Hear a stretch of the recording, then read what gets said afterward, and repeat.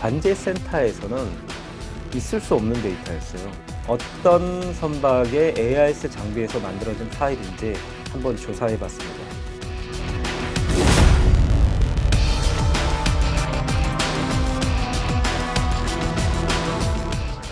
자기 제품에 대해서 거의 디폴트 값으로 거의 넣어놓는군요. 뒷자리의 통신 기록이 전부 000으로 동일했다. 그 오작동을 저희가 2011년도에 확인을 했어요. 펌웨어도 갈아보고 뭐 이런저런 조치들을 막 해가지고.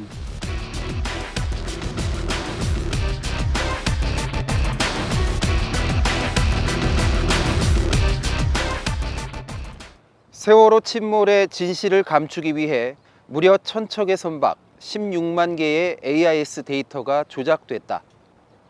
지난 4월 개봉한 영화 유령선의 주장입니다. 이 영화는 2년 전 세월호 AIS 조작과 앵커 침몰설을 주장했던 영화 그날 바다의 후속작입니다. 당시 뉴스타파 검증 보도를 통해 사실이 아닌 것으로 밝혀진 AIS 조작설을 또다시 들고 나온 겁니다.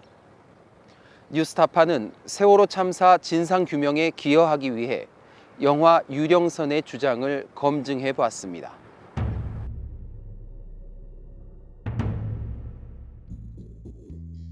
영화가 문제 삼은 건 세월호 참사 당일 제주 VTS에 수집된 AIS 데이터. 지난 2014년 6월 세월호 국정조사를 앞두고 해수부가 국회에 제출했던 자료입니다. 정부 관제센터에는 존재할 수 없는 데이터들이 발견됐다. 그 숫자도 16만 개가 넘었다. 관제센터에서는 있을 수 없는 데이터였어요. 선박 블랙박스에만 저장되는 데이터들이었어요. 문제의 데이터는 GPRMC와 AIVDO 형식의 메시지들. 김지영 감독은 문제 데이터 16만 개의 출처를 찾습니다. 어떤 선박의 AIS 장비에서 만들어진 파일인지 한번 조사해 봤습니다. 그랬더니 데이터에 담긴 선박 식별 정보는 스웨덴 국적만 있을 뿐 실제하지 않는 선박. 심지어 중국 선전시 한복판에 있던 배로 나타납니다.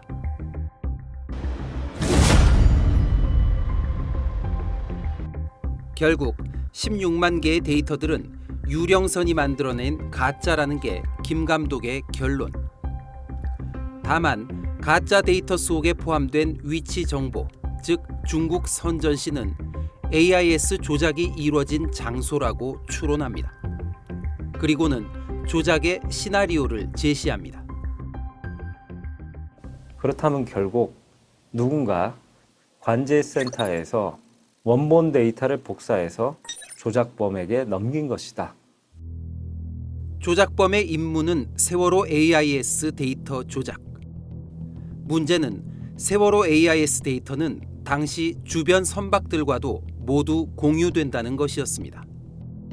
그래서 제주 VTS 관제 구역 내에 있던 무려 1000여 척의 선박 데이터들까지 모두 조작할 수밖에 없었다고 영화는 주장합니다. 하지만 시간에 쫓긴 조작범이 일부 문제 데이터들을 삭제하지 못해 결국 꼬리가 밟혔다는 겁니다. 我犯了个错，该删掉的数据没能完全删掉，复制后给了他们。 영화는 이 같은 조작 의혹에 대한 검찰 수사를 촉구하면서 마무리됩니다. 1000개의 거짓말로 이루어진 정부 AIS 데이터. 이것을 기획한 자들은 누구인가? 이제 대한민국 검찰이 답할 차례다. 세월호의 AIS 항적은 재작년 뉴스타파 보도에 이어 세월호 선체조사위원회의 종합보고서를 통해서도 조작이 없었던 것으로 최종 확인됐습니다. 그럼에도 불구하고 세월호를 포함해 1000척 넘는 배의 AIS 데이터가 조작됐다는 주장이 다시 나왔고, 이를 근거로 세월호 유가족들은 검찰 특수단에 수사를 요청했습니다. 하지만 이것이 정말 수사할 만한 가치가 있는 의혹일까요?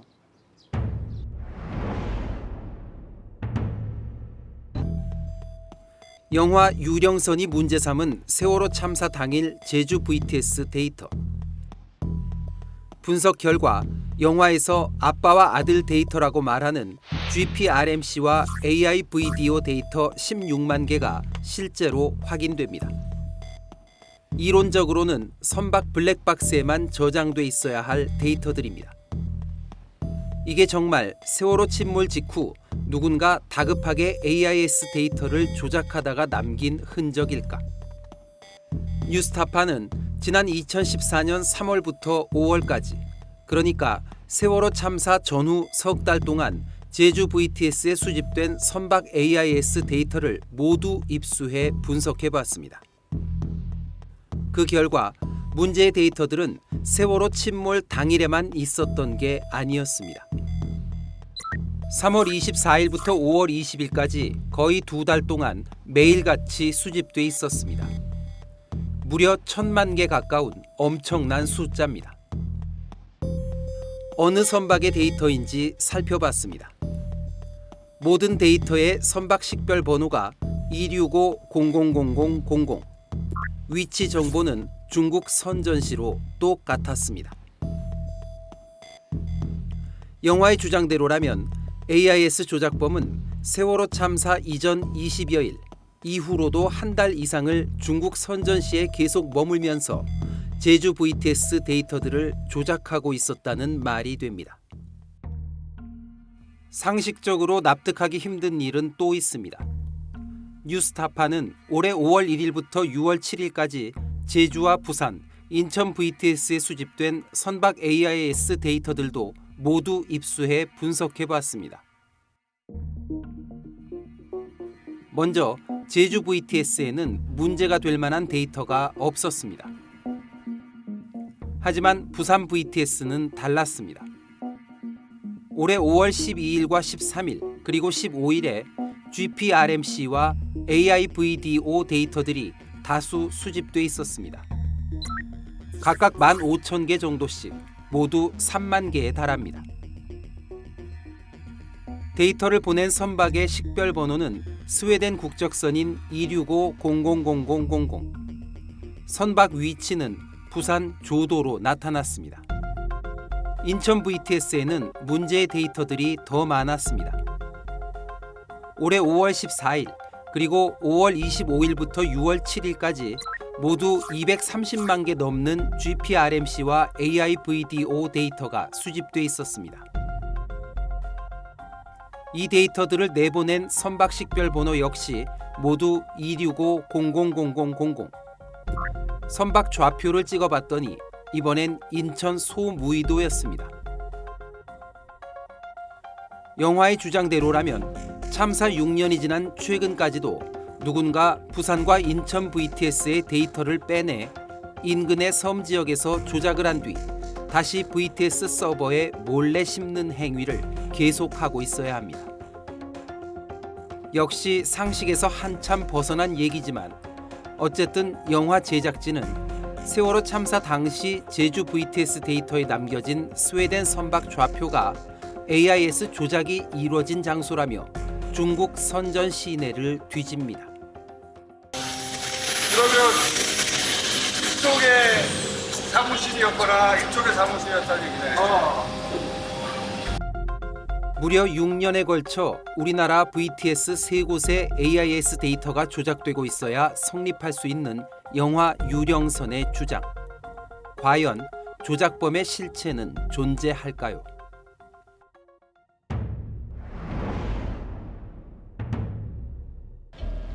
세월호 침몰 당일을 포함해 2014년 3월부터 5월 사이 중국 선전시에 위치한 스웨덴 선박 AIS 데이터가 계속 수집된 제주 VTS.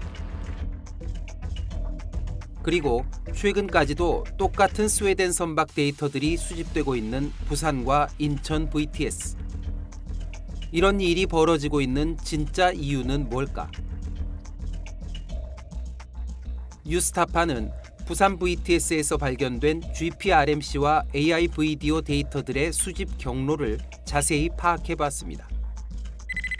부산 VTS의 기지국은 모두 8곳. 그런데 문제의 데이터들은 모두 조도 기지국을 거쳐 수집됐습니다. 바로 부산 VTS에서 나온 스웨덴 선박 좌표와 똑같은 위치였습니다. 인천 VTS에 수집된 문제의 데이터들도 마찬가지. 7개 기지국들 가운데 유독 소무의도 기지국을 거쳐 수집된 것들이었습니다. 역시 인천 VTS 데이터에서 나온 스웨덴 선박 위치와 같았습니다. 이 두 기지국의 공통점은 뭘까? 국회를 통해 두 기지국 장비의 구성도와 실물 사진을 입수했습니다. 일반 기지국들이 송수신용 장비로 선박 AIS 데이터를 받는 것과 달리 이 두 곳은 수신기 장비만 2대씩을 묶어 운영하고 있었습니다.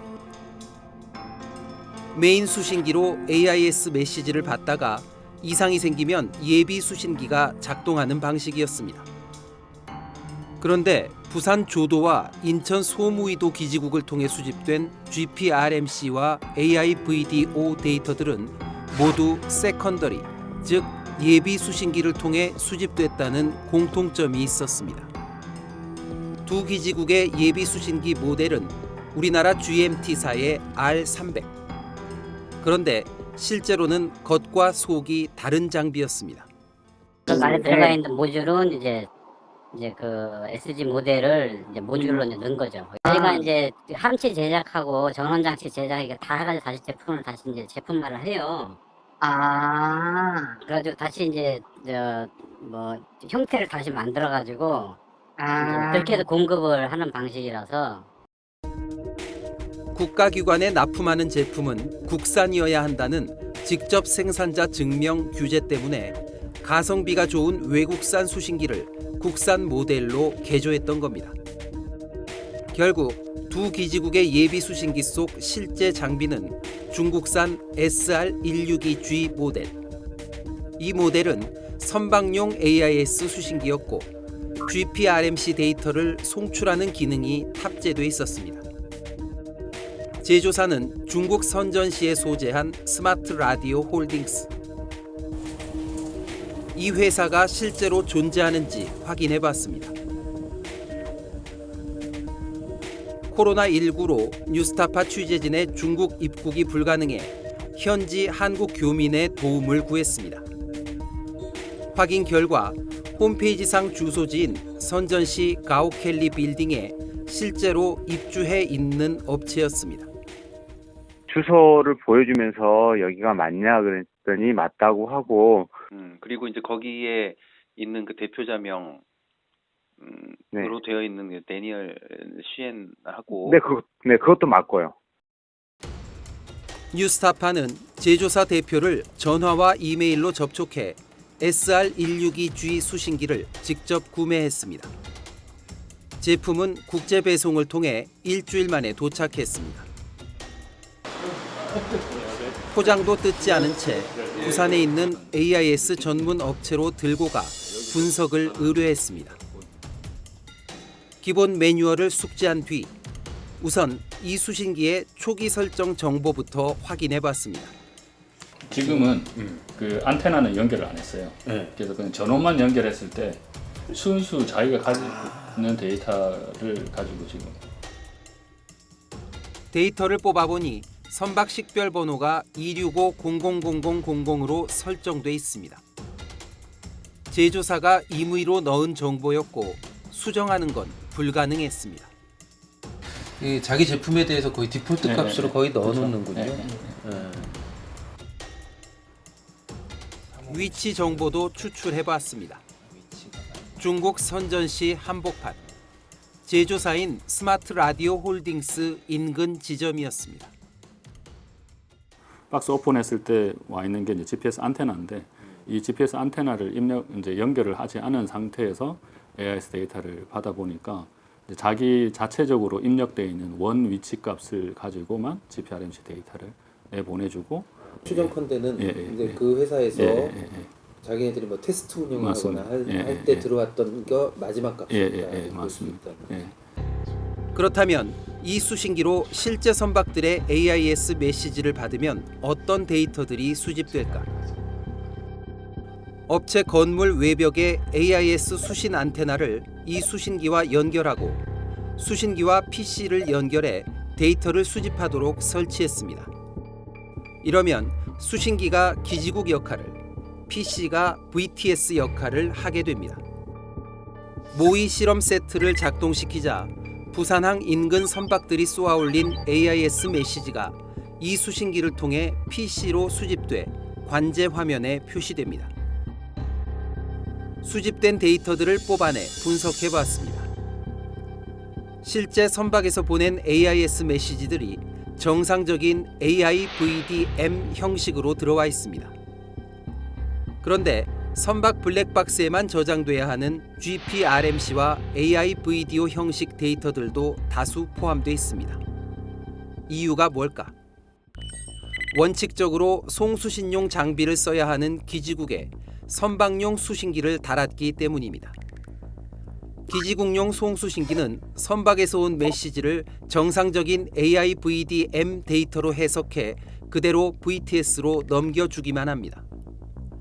하지만 선박용 수신기를 쓰면 정상 AIVDM 데이터와 함께 자체적으로 생성한 GPRMC와 AIVDO 데이터들까지 전용 회선을 통해 VTS로 보내주는 겁니다.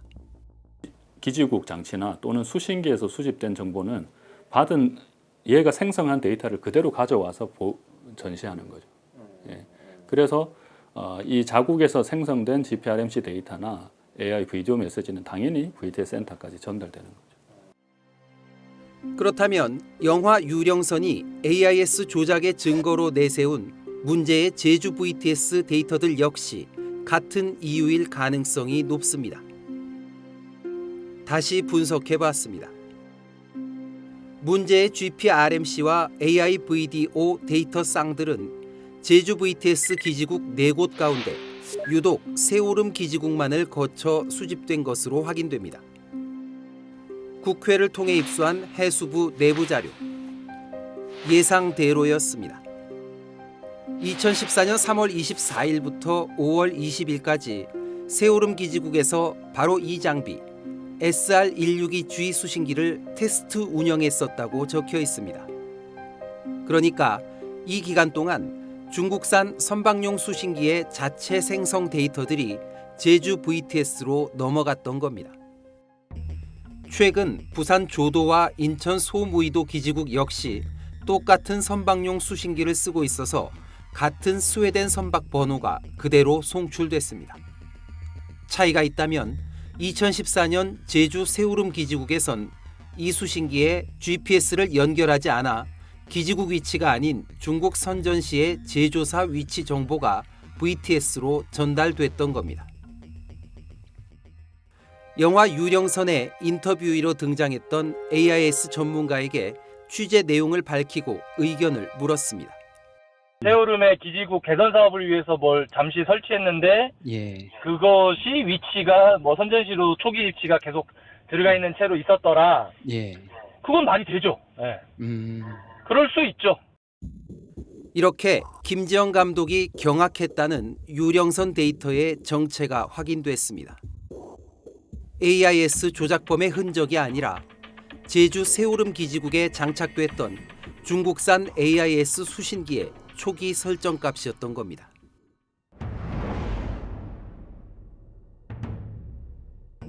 영화 유령선이 AIS 조작의 흔적이라고 주장하는 데이터는 GPRMC와 AIVDO가 한 쌍으로 생성된 형식 외에 한 종류가 더 있습니다. 선박에서 수신된 AIVDO 데이터들 가운데 통신 상태가 000으로 나타나 있는 것들입니다. 참사 당일 선박 천척에서 보낸 것으로 되어 있는 이 같은 데이터가 3만 개 가까이 제주 VTS에 수집돼 있었습니다. 1,000척 선박의 가짜 데이터. 뒷자리의 통신 기록이 전부 000으로 동일했다. 결국 조작범은 원본 데이터의 시간 정보에 손을 댄 것이다. 하지만 뉴스타파 취재 결과 이 데이터들 역시 세월호 침몰 당일에만 수집된 게 아니었습니다. 2014년 3월부터 5월까지 석 달간 하루도 빠짐없이 수집됐고 전체 개수는 무려 230만 개가 넘습니다. 그런데 자세히 살펴보니 모두 이어도 기지국을 통해서만 들어온 데이터였습니다. 어떻게 된 일일까? 영화 유령선의 주장에 대한 해수부 내부 검토 자료입니다. 이어도 기지국 수신기에서 2011년부터 2015년까지 작동 오류 현상이 있었다고 기록돼 있습니다. 오류를 일으킨 장비는 스웨덴 CNS사의 VDL6000을 개조한 국산 제품. 선박의 AIS 메시지가 기지국에서 정상 데이터로 해석된 뒤 오류 데이터가 추가로 생성되는 현상이 4년 동안 이어졌다는 겁니다. 실제로 영화가 문제 삼은 당시의 모든 AIVDO 데이터들은 정상적인 AIVDM 데이터 생성 후 수초가 지나 추가로 생성된 것들이었습니다. 이 오류 데이터들은 통신 상태만 000으로 바뀌었을 뿐 선박 위치와 속도, 코스, 헤딩값 등 핵심 항적 정보들은 정상 데이터와 모두 동일했습니다. 그 오작동을 저희가 2011년도에 확인을 했어요. 펌웨어도 갈아보고 뭐 이런저런 조치들을 막 해가지고 최종적으로 이렇게 저희가 이제 교체를 했어요, 장비를. 근데 그 사이에는 그 증상이 다 들어있는 거예요. 영화에서 AIS 조작의 또 다른 증거라고 주장한 두 패밀리호의 AIVDO 데이터들. 참사 당일 두 패밀리 블랙박스는 저장 용량의 한계로 12시간 분량만 저장했다. 아침 7시 30분 이전의 데이터는 자동 삭제돼 그 어디에도 없다. 그런데 존재할 수 없는 5시, 6시의 아들 데이터들이 제주 관제센터 파일에서 발견된 것이다. 이 데이터들 역시 당시 오류 현상이 있던 이어도 기지국을 거친 것들이었습니다. 정상 데이터와 비교할 때 핵심 항적 정보들은 똑같고 통신 상태만 바뀐 오류 데이터가 추가 발생한 것일 뿐 조작과는 무관했던 겁니다. 뉴스타파는 그동안 취재한 내용을 질의서에 담아 김지영 감독에게 전달하고 인터뷰를 요청했습니다. 김 감독은 뉴스타파가 확보한 모든 자료들을 넘겨주면 분석해 본 뒤 연락하겠다고 전해왔습니다. 뉴스타파는 인터뷰 현장에서 자료를 함께 열람한 뒤 대화를 나누는 방식을 수정 제안했습니다. 그러나 김 감독은 최종적으로 인터뷰 대신 6장짜리 답변서만 보내왔는데 뉴스타파의 핵심 질문들에 대한 언급은 거의 없었습니다. 영화 유령선과 전작인 그날 바다에는 공통점이 있습니다. AIS 데이터들 가운데 일부가 국제 규격에 어긋나면 전체가 조작됐다고 규정하는 추론 방식입니다. 하지만 AIS는 완전 무결한 시스템이 아니어서 종종 오류 데이터가 발생하는 게 특별한 일은 아닙니다. 또 기지국용 송수신기를 써야 할 곳에 선박용 수신기를 달아 사용하는 일도 현실에선 빈번하게 발생합니다. 이 같은 현실을 무시하고 이론에만 집착하면 객관적 사실은 놓치고 무리한 의혹만 남발할 수밖에 없습니다. 모두가 진실을 알고 싶어하는 세월호 참사도 이론이 아니라 현실 세계에서 일어난 일이었다는 사실을 우리는 기억해야 합니다. 뉴스타파 김성수입니다. 내 목숨을 걸어서라도 지키려고 하는 것은 국가가 아니야. 분명히 소위 애국 이런 것이 아니야. 진실이야.